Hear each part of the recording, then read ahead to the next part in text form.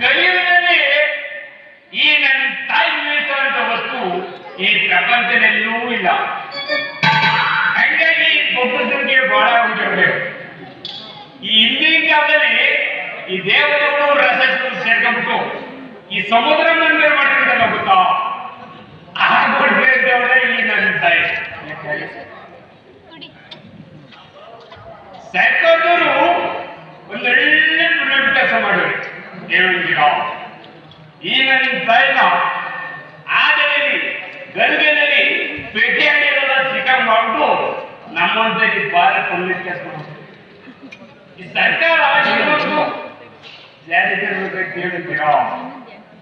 ಸರ್ಕಾರ ಅನ್ನ ಬಗ್ಗೆ ಕೊಡ್ತು, ಶಾಲೆ ಬಗ್ಗೆ ಕೊಡ್ತು, ಸೈಕಲ್ ಬಗ್ಗೆನೂ ಕೊಡ್ತು, ಇವತ್ತಿನ ಭಾಗ್ಯಲಕ್ಷ್ಮಿ ಬಗ್ಗೆನೂ ಕೊಡ್ತು.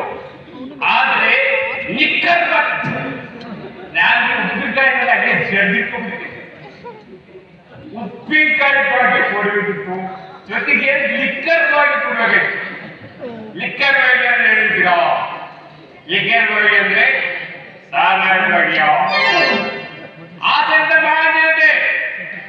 ಇನ್ನೂ ಕಾರ್ಯ